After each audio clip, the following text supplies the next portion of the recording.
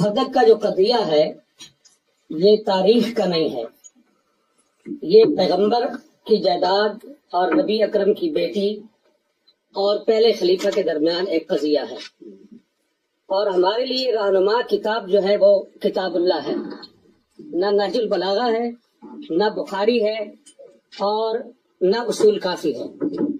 بنیاد جو ہے وہ قرآن ہے، تو ہم نے یہ دیکھنا ہے کہ اس مسئلے پر قرآن ہماری رہنمائی کیا کرتا ہے۔ یہاں شیعہ اور سنی کے درمیان یہ معاملہ چلتا ہے کہ سنی یہ کہتے ہیں کہ رسول اللہ کی تو یہ پراپرٹی تھی ہی نہیں، یہ تو مال فے تھا، تو جب رسول اللہ کی ملکیت ثابت نہیں تو وراثت کہاں سے آ گئی؟ اور بقول شیعہ کے اگر انہوں نے ہبہ کیا ہے اپنی بیٹی کو تو اس مال کے مالک نہیں تھے، تو ہبہ کیسے کر لیا ہے؟ تو قرآن جو شیخ رجانی نے اور شیخ عبدالحمید قصوری نے جو آیت پیش کی ہے سورہ الحشر کی، اسی کے اندر رسول اللہ کی ملکیت ثابت ہے۔ ما افاء اللہ علی رسولی منہم فما اوجفتم علیہ من خیل ولا رکاب ولکن اللہ یسلط رسلہ علی من یشاء۔ میرا پوائنٹ یہ ہے، یسلط رسلہ، تسلط کیا ہے؟ علماء بیٹھے ہیں وہ کریں گے، علماء بیٹھے ہیں وہ جانتے ہیں کہ تسلط کیا چیز ہوتی ہے۔ تو یہ تسلط کا جو لفظ ہے یہ پیغمبر کی ملکیت کو ظاہر کر رہا ہے۔ ایک یہ پہلا پوائنٹ ہے۔ دوسرا یہ ہے کہ کیا نبی کی وراثت ہوتی ہے یا نہیں؟ یوصیکم اللہ فی اولادکم للذکر مثل حظ الانثیین، سورہ نساء کے اندر اللہ رب العالمین نے یہ بتا دیا ہے کہ تمام امت کی، تمام مسلمانوں کی وراثت ہے، اور اس کے اندر وَلِكُلٍّ جَعَلْنَا مَوَالِيَ مِمَّا تَرَكَ الْوَالِدَانِ وَالْأَقْرَبُونَ۔ وَلِكُلٍّ، یہاں وَلِكُلٍّ کا جو لفظ ہے یہ میرا پوائنٹ ہے کہ ہر ایک کے لیے ہم نے وراثت مقرر کی ہے، وراثت کا قانون ہم نے طے کر دیا ہے۔ اب یہ چاہیے کہ رسول اللہ کی اگر وراثت نہیں ہے وہ اس وَلِكُلٍّ جَعَلْنَا کے اندر شامل نہیں ہے، کہ ایسی ہونی چاہیے کہ جس کے اندر رسول اللہ کو مستثنا کیا گیا ہو، کہ ساری امت کی وراثت تو چلے گی قرآن کے اس قانون کے مطابق، لیکن پیغمبر کی وراثت نہیں ہوگی، اس کی نہیں چلے گی۔ تو لہذا قرآن کریم کے خلاف ہے یہ چیز کہ رسول اللہ کی وراثت نہیں تھی، اور قرآن نے ان کو یہاں سے خارج نہیں کیا۔ اب حضرت ابوبکر رضی اللہ عنہ نے حضرت فاطمہ کے کلیم کو رد کرنے کے لیے جو روایت پیش کی، بخاری میں بھی ہے، مسلم میں بھی ہے، دوسری تمام شیعہ کتابوں میں بھی ہے اور سنی کتابوں میں بھی، اس کے اندر 3 پوائنٹ ہیں۔ ابھی دونوں علماء نے، دونوں اسکالرز نے وہ حدیث پیش کی ہے، میں اس کی تفصیل میں نہیں جاؤں گا، وقت کم ہے۔ اس کے 3 اجزاء ہیں۔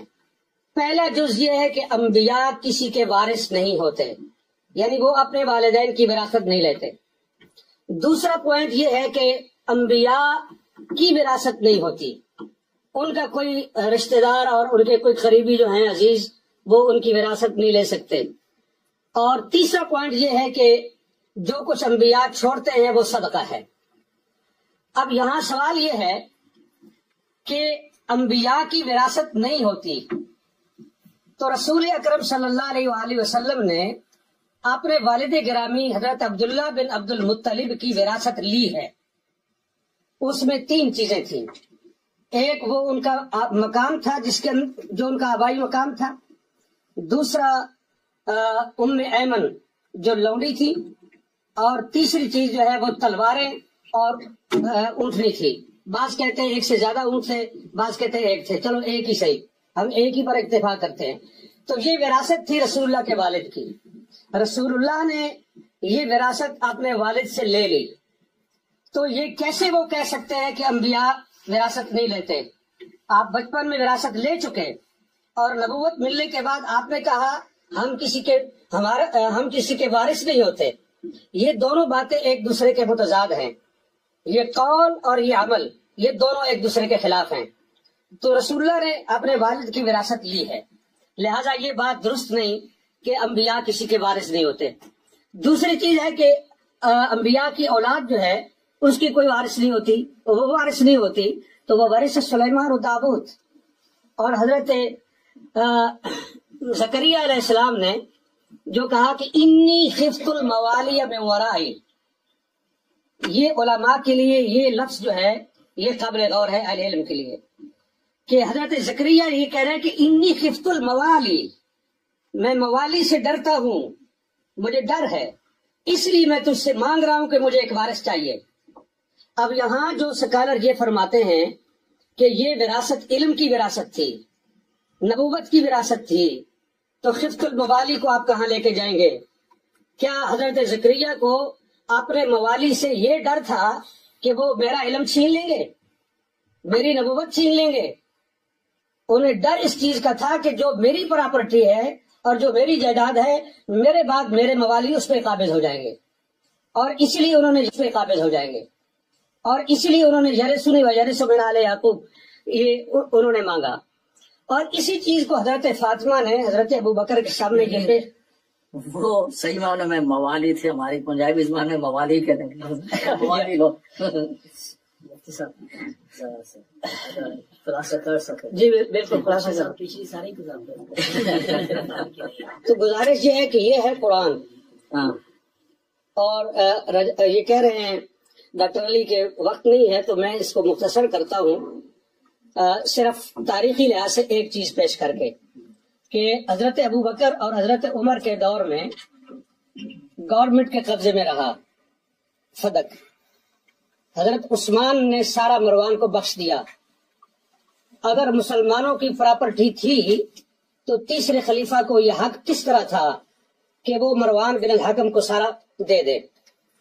پھر حضرت عثمان کے بعد امیر شام معاویہ بن ابی سفیان کا دور آیا، انہوں نے حضرت عثمان کے بیٹے اور حضرت اس کو مروان کو اور اپنے بیٹے کو، ان تین کے درمیان فدق کو تقسیم کیا جناب معاویہ بن ابی سفیان نے۔ عمر بن عبدالعزیز آئے، انہوں نے یہ، اور پھر مروان نے یہ جائیداد وراثت کے طور پر اس کی اولاد کو پہنچی، عبدالعزیز بن مروان کو، اور اس کے ذریعے سے حضرت عمر بن عبدالعزیز تک پہنچی۔ عمر بن عبدالعزیز نے سارا فدق جو ہے وہ اولاد فاطمہ کو واپس کیا، یہ کہہ کر کے کہ یہ ان کا حق ہے، ان کے ساتھ زیادتی ہوئی ہے۔ اب سوال یہ ہے کہ فیصلہ حضرت ابوبکر کا درست تھا، فیصلہ حضرت عثمان کا درست تھا، فیصلہ عمر بن عبدالعزیز کا درست تھا، اور اس کے بعد کی تاریخ انہوں نے بتا دی، یہ مامون الرشید تک پہنچتا ہے، اور مامون کے بعد پھر حکومت کے قبضے میں آیا، اور پھر آج تک بنو فاطمہ کو وہ واپس نہیں مل سکا۔ تو یہاں میرا پوائنٹ یہ ہے کہ یہ جو حدیث پیش کی جاتی ہے یہ قرآن کے خلاف ہے۔